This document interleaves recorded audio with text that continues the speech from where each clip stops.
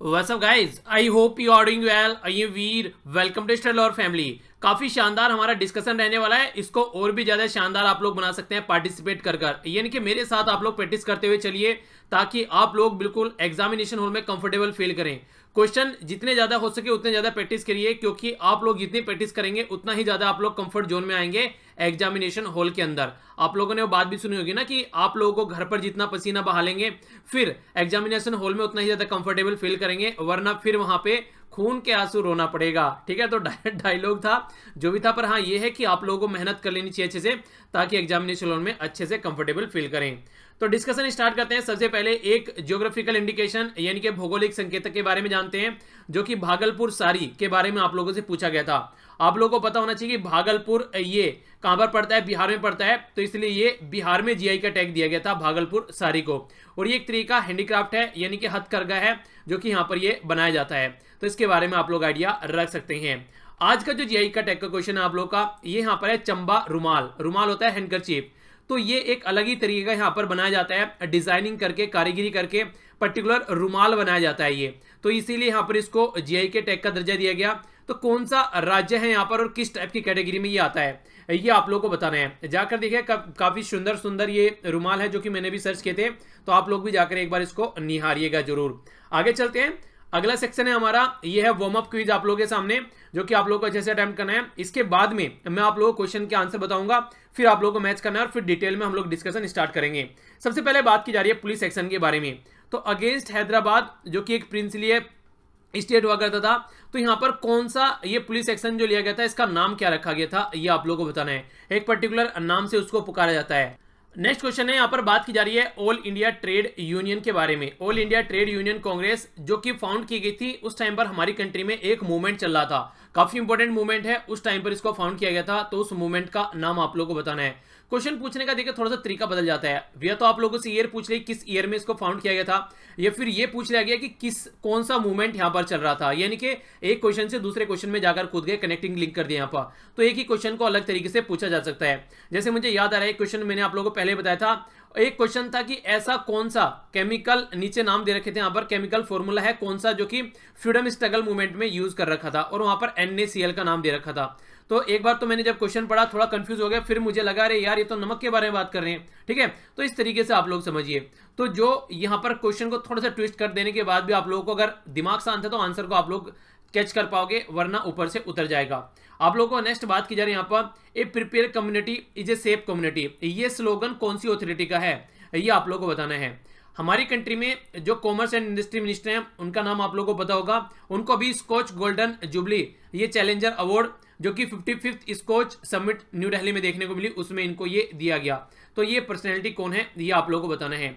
India की अगर बात की जाए तो percentage of the world population जो यहाँ पर आज की डेट में, ये आप लोगों को बताना है कि प्रीमेच्योर जो डेथ होती है उसमें से 26% प्रीमेच्योर डेथ होती है, और कितनी वर्ल्ड की पॉपुलेशन है हमारी वो आप लोगों को देखने को मिलेगी. वर्ल्ड के परसेंटेज में जो पॉपुलेशन है हमारी वो कम है, पर लेकिन अगर प्रीमेच्योर डेथ की बात करें वर्ल्ड के कंपेयर में वो हमारी कंट्री में ज्यादा है.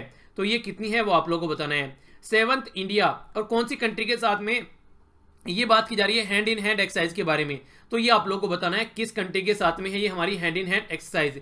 इंडिया ने साइन किया अभी एक एग्रीमेंट यहाँ पर, तो ये आप लोगों को बताना है. उसके तहत हम ऑयल इंपोर्ट करेंगे यहाँ पर उस पर्टिकुलर कंपनी से, उस पर्टिकुलर कंट्री का नाम आप लोगों को बताना है.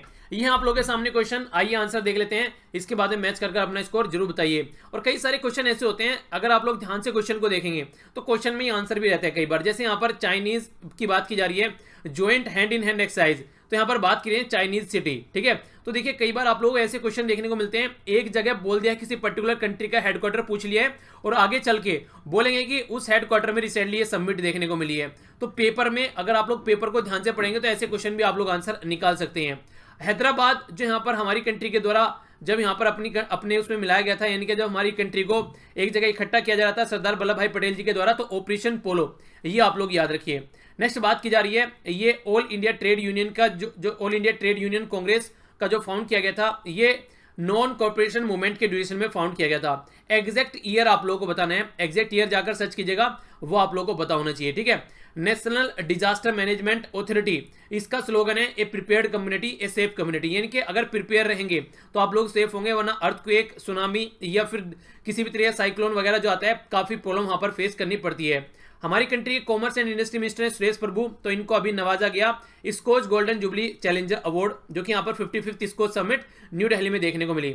वर्ल्ड की पॉपुलेशन का नियरली 18% हमारी पॉपुलेशन है, पर लेकिन वर्ल्ड में जो प्रीमेच्योर डेथ होती है अपनी उम्र से पहले डेथ हो जाना, तो उसका हम लोग 26% है, यानी कि वर्ल्ड की पॉपुलेशन का 18% हम तो प्रीमेच्योर डेथ भी लगभग 18% की फिर में समझ में आता है, पर लेकिन अगर जो प्रीमेच्योर डेथ होती है उसका 26% हमारी कंट्री में होता है, तो ये गलत बात है। बहुत सारे रीजन है, पोल्यूशन इसमें से एक बहुत बड़ा रीजन माना जाता है।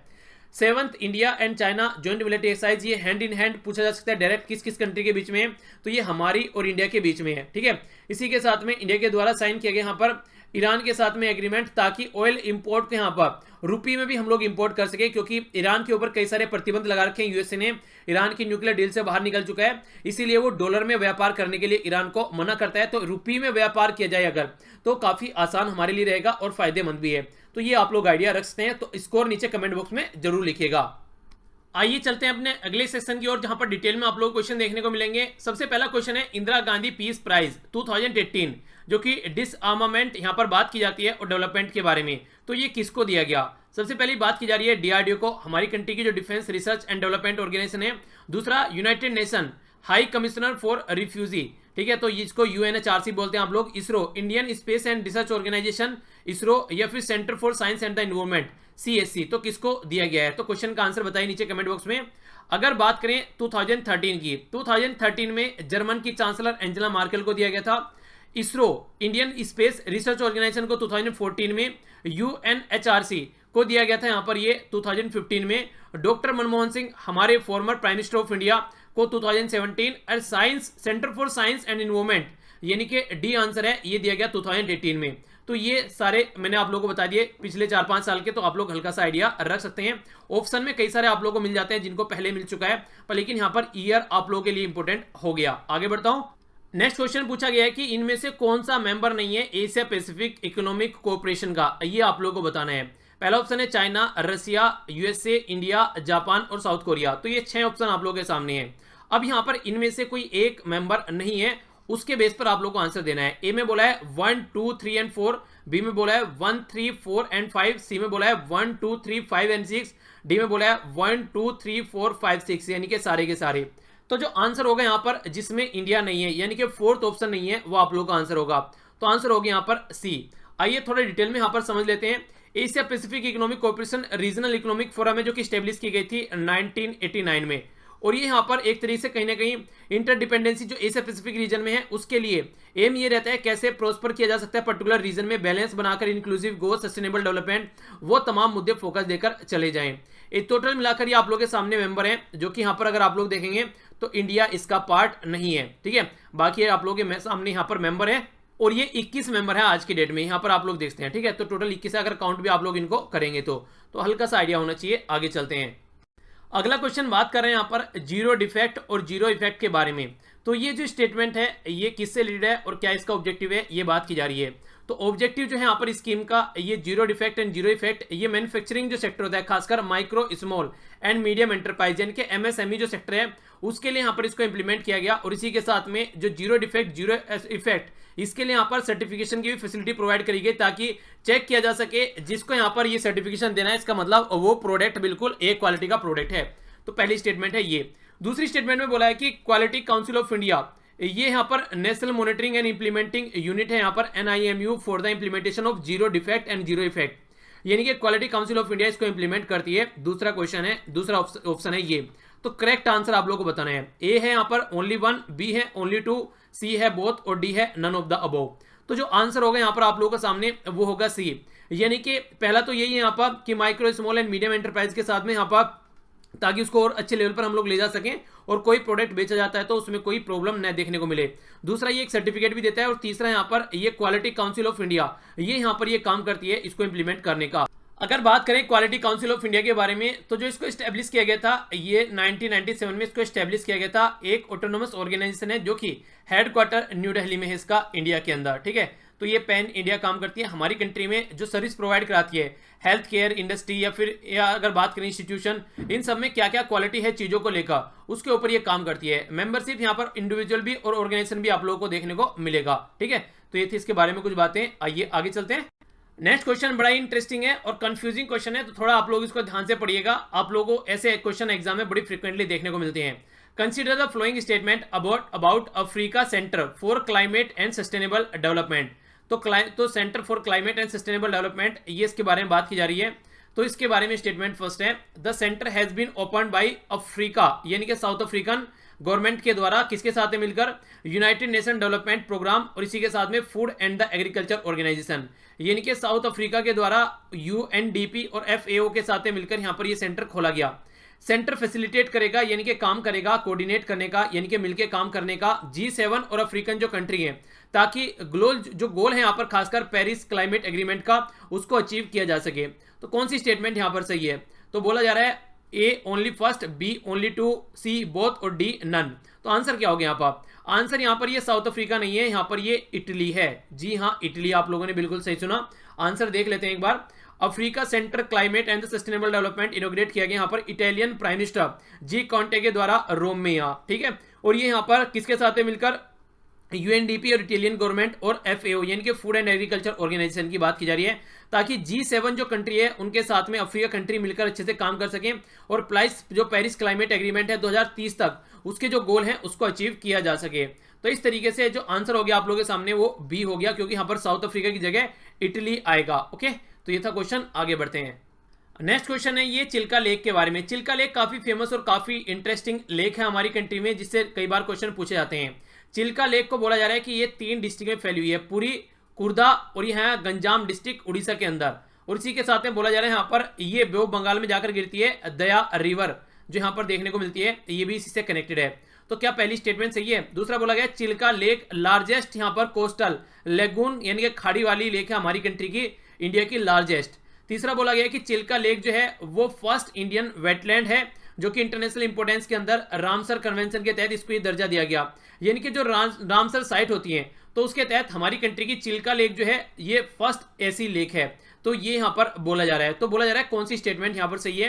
A 1 2, B 2 3, C 1 2 and 3, D 1 2 and 3, ये 1 एंड 3 और डी 1 2 एंड 3। ठीक है, तो ये ऑप्शन है आप लोगों के सामने। तो चिल्का लेक यहाँ पर 3 डिस्ट्रिक्ट में उड़ीसा में देखने को मिलती है, ये सही है। और ये ईस्टर्न कोस्ट पर फ्लो होती है, यानी कि जो हमारी कंट्री है यहाँ पर ये, तो ईस्ट कोस्ट पर ये फ्लो होती है यहाँ पर और बे ऑफ बंगाल में जाकर गिर जाती है। दया रिवर इसी से कनेक्टेड है यहाँ पर, ये भी आप लोग याद रखिएगा, इंपॉर्टेंट है। चिल्का लेक ये लार्जेस्ट हमारी कंट्री में है और सेकंड लार्जेस्ट वर्ल्ड में है, ये भी क्वेश्चन बन जाता है। इसी के साथ में फर्स्ट ये वेटलैंड है जिसको यहाँ पर रामसर साइट के तहत यहाँ पर ये इसको दर्जा दिया गया। रामसर कन्वेंशन की बात करें तो आप लोग याद रखिएगा ये ईरान की एक सिटी के नाम पर इसका नाम रखा गया है और 1971 में ये कन्वेंशन हुआ था, ताकि जो भी लेक वगैरह हैं तो उनकी जो वाटर बॉडीज हैं उनके बारे में कुछ उनको प्रोटेक्ट किया जा सके और उनकी इंपोर्टेंस समझी जा सके। ठीक है, तो आंसर इस तरीके से यहाँ पर डी हो गया। आगे बढ़ते हैं। नेक्स्ट क्वेश्चन एक कमीशन के बारे में है जो कि काफी न्यूज में रहता है कई बार, इसका नाम है रेंके कमीशन। ये जो कमीशन है बोला जा रहा है किससे रिलेटेड है? इंपावरमेंट करने के लिए women in north east area.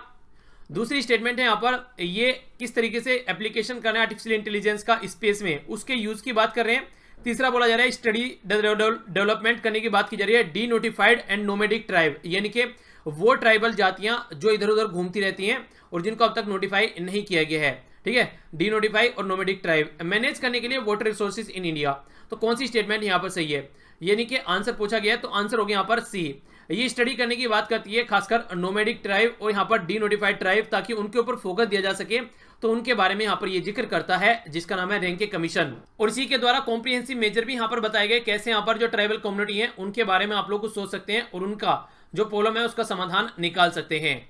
Next question काफी इंपॉर्टेंट क्वेश्चन है, ये थोड़ा सा ध्यान से सुनिएगा, इसके बारे में डिटेल में एक्सप्लेन करूंगा। INSTEX ये रिसेंटली न्यूज में था, आखिर ये है क्या? सबसे पहली स्टेटमेंट बोली जा रही है कि एक सिस्टम है यहाँ पर जो रूल और स्टैंडर्ड बताता है कि कैसे इंटरनेशनल ट्रेड हो सकता है जो कंट्री है उनके बीच में। दूसरी बात कर रहे हैं कि एक तरीका नेटवर्क है जो कि सेंड करता है और रिसीव करता है इन्फॉर्मेशन फाइनेंशियल ट्रांजैक्शन पर, ताकि एक सिक्योर इन्वायरमेंट यहाँ पर बनाया जा सके। तीसरी बात करता है पेमेंट मैकेनिज्म के बारे में, जो कि यूरोपियन यूनियन के द्वारा सिक्योर ट्रेड की बात की जा रही थी, खासकर ईरान के साथ में, यानी कि यूरोप की कई कंट्री के द्वारा यहाँ पर ईरान के साथ में कैसे ट्रेड कर सकते हैं उसके बारे में एक नेटवर्क सेटअप करने की बात की जा रही थी पेमेंट सिस्टम का। ये एक तरीका प्लेटफॉर्म है जो किसका एम रहता है क्रिएट करने के लिए इनेबलिंग इन्वॉल्वमेंट, ताकि जो ब्लॉकचेन टेक्नोलॉजी है, ठीक है, जो कि नॉर्मली आप लोग ब्लॉकचेन टेक्नोलॉजी के बारे में आप लोगों ने सुना होगा जब हम लोग बात करते हैं बिटकॉइन में, आप लोगों ने सुना कि किस तरीके से ब्लॉकचेन टेक्नोलॉजी यूज की जाती है एक सिक्योर इन्वॉल्वमेंट बनाने के लिए, तो उसके बारे में बात की जा रही है। तो कौन सा आंसर यहां पर सही है? तो सबसे पहले INSTEX के बारे में आप लोग जान लीजिए, फिर क्वेश्चन का आंसर देखते हैं। ये है instrument in support of trade exchange, ये इसकी फुल फॉर्म है यहाँ पर। और ये जो यूके, फ्रांस और जर्मनी ने यूएसए को बाईपास करने के लिए यहाँ पर ईरान के साथ में रिलेशन अच्छे रखने के लिए और ट्रेड कंटिन्यू रखने के लिए ये स्टेप उठाया गया, यानी कि INSTEX एक तरीके का इन्वॉल्वमेंट बनाने की कोशिश की जा रही है ईरान के साथ में रिलेशन अच्छे रखने के लिए यूके, फ्रांस और जर्मनी यूरोपियन कंट्री के द्वारा। रीजन ये है क्योंकि P5+1 जिसको ईरान न्यूक्लियर डील आप लोग बोलते हैं, ये यहाँ पर परमानेंट 5 मेंबर और +1 है, जर्मनी के द्वारा यहाँ पर साइन की गई थी। और रीजन यहाँ पर ये था कि यहाँ पर जब यूएसए के द्वारा काफी जद्दोजहद कर ये डील साइन की गई और फिर डोनाल्ड ट्रंप के आने पर यूएसए बाहर निकल गया, तो उस टाइम पर बोला गया कि हमसे पूछकर वो बाहर नहीं निकला है, इसलिए हम ईरान को सपोर्ट करेंगे। और कई बार यहाँ पर यूएसए चाहता है कि इन कंट्रीज को भी अपनी साइड में मिलाया जाए कि ये ईरान से दूर रहे, पर लेकिन ये अपने हिसाब से ईरान के साथ में काम कर रही है। तो ईरान की न्यूक्लियर डील के बाद भी यहाँ पर ये इसके साथ में कैसे काम कर सकते हैं, क्योंकि डॉलर तो यूएसए का है, यूएसए अगर बोलेगा मेरा डॉलर यूज ना करो तो उनको मानना पड़ेगा। तो अलग पेमेंट सिस्टम क्या हो सकता है ताकि ईरान के साथ में इनके रिलेशन अच्छे बने रहें, ठीक है। तो इसलिए यहाँ पर ये सिस्टम निकल के आया, या फिर मोटे मोटे तौर पर बोला जाए तो ये एक तरीके से यूएसए को बाईपास करने का तरीका है यहाँ पर इन कंट्रीज का। तो आंसर हो गया यहाँ पर आप लोगों के सामने, आंसर क्या होगा यहाँ पर? आंसर हो गया इसका सी, ठीक है। तो ये हो गया आंसर, पेमेंट मैकेनिज्म है जो कि यहाँ पर यूएसए को बाईपास कर रही है और एक तरीका सेटअप कर रही है ईरान के साथ में। नेक्स्ट यहाँ पर बात की जा रही है राष्ट्रीय गोकुल मिशन के बारे में, RGM भी आप लोग इसको बोल सकते हैं। रिसेंटली अभी काफी न्यूज में था, तो हमारी कंट्री में इंडिजिनियस जो ब्रीड है उनको किस तरीके से प्रोटेक्ट किया जा सकता है उसके बारे में बात की जा रही थी। तो कौन सा करेक्ट स्टेटमेंट है यहाँ पर? बोला जा रहा है कि ये इनहेंस करने के लिए मिल्क प्रोडक्शन और प्रोडक्टिविटी इंडिजिनियसली बोवाइन, यानी कि खासकर अगर बात करें आप लोग जो गाय वगैरह है हमारी कंट्री में जो प्रजाति हैं इंडिजिनियसली कैसे उनको प्रोटेक्ट किया जा सकता है उसके प्रोडक्टिविटी की और मिल्क प्रोडक्शन की बात की गई। इसके तहत इंप्रूवमेंट करने की बात की जा रही है इंडिजिनस कैटल ब्रीड, यानी कि हमारी कंट्री में जो मवेशी की नस्ल है उनको सुधारने की बात यहाँ पर की गई। ये national programme for bovine breed and dairy development, ये यहाँ पर कंपोनेंट है यहाँ पर जो कि इसी का कंपोनेंट है। तो ये स्टेटमेंट पूछा गया कौन सी सही है? 1, 2, 2 and 3, 1 and 3, 1, 2 and 3। तो सारी की सारी स्टेटमेंट यहाँ पर सही है। हमारी कंट्री पे फोकस देने की बात यहाँ पर की गई ताकि हमारी कंट्री की जो मवेशी की नस्ल है उनको सुधारा जा सके, जो हमारी कंट्री में मिल्क प्रोडक्शन है उसको और अच्छे लेवल पर ले जा सके, और इंडिजिनियसली यहाँ पर इन सब चीज़ों पर फोकस देने की कोशिश की जा रही है, बिना किसी के बाहर से कोई हम लोग यहाँ पर मिलकर काम करें, यानी कि इंडिपेंडेंटली हम लोग अपना काम यहाँ पर कर रहे हैं अपनी खुद की कंट्री की ब्रीड को सुधारने के लिए। नेक्स्ट यहाँ पर बात करते हैं ऑपरेशन के बारे में जिसका नाम है ब्लू स्टार ऑपरेशन। बड़ा ही फ्रीक्वेंटली ये एक एवरग्रीन क्वेश्चन है, काफी बार पूछा जा चुका है, आखिर किस चीज से रिलेटेड था ये? पहली बात की जा रही है ह्यूमैनिटेरियन टास्क थी यहाँ पर नॉर्थ ईस्ट एरिया के लिए, यानी कि नॉर्थ ईस्ट एरिया में कैसे हम लोग चीजों को सुधार सकते हैं उसकी बात की गई थी। इंडियन जापान एक मिलिट्री एक्सरसाइज है। इंडियन ऑपरेशन यहाँ पर पुशबैक करने के लिए इनफिल्ट्रेटर जो कि कारगिल सेक्टर में। चौथा बोला गया है मिलिट्री ऑपरेशन था यहाँ पर रिमूव करने के लिए सिख मिलिटेंट जो यहाँ पर हरमिंदर साहिब कॉम्प्लेक्स के अंदर। तो ये ब्लू स्टार ऑपरेशन यहाँ पर इससे रिलेटेड था जो कि आंसर है यहाँ पर डी। तो जर्नैल सिंह भिंडरवाला के द्वारा जब यहाँ पर कॉम्प्लेक्स को अपने अंडर कंट्रोल में ले लिया गया और वो किसी के सामने भी किसी को सुनने के लिए तैयार नहीं थे, उस टाइम पर इंदिरा गांधी जी के द्वारा एक मिलिट्री ऑपरेशन यहाँ पर चलाया गया उनको वहां से हटाने के लिए। तो ये ऑपरेशन चलाया गया था, तो इसको बोलते हैं ब्लू स्टार ऑपरेशन। ये एक मिलिट्री ऑपरेशन था, तो ये काफी न्यूज में था इंदिरा गांधी जी के टाइम पर। तो डी आंसर है यहाँ पर। तो ये था टोटल आज का डिस्कशन। आई होप कि आप लोगों को लेक्चर पसंद आया होगा। अगर पसंद आता है तो लाइक करना मत भूलिए, पसंद नहीं आता तो डिसलाइक करने का भी पूरा हक है। कहां से आप लोग पीडीएफ डाउनलोड कर सकते हैं? नीचे डिस्क्रिप्शन बॉक्स में आप लोगों को लिंक मिल जाएगा, वहां से जाकर डाउनलोड कर सकते हैं। और कोशिश कीजिए रिवीजन करते रहिए जितना ज्यादा हो सके और ज्यादा से ज्यादा प्रैक्टिस करने की कोशिश कीजिए, तभी आप लोग एग्जाम में कंफर्टेबल फील करेंगे। तो मिलता हूं नेक्स्ट लेक्चर में। बड़ों को नमस्ते, छोटों को प्यार, छोटी सी लाइफ एंजॉय करो यार। तब तक के लिए जय हिंद।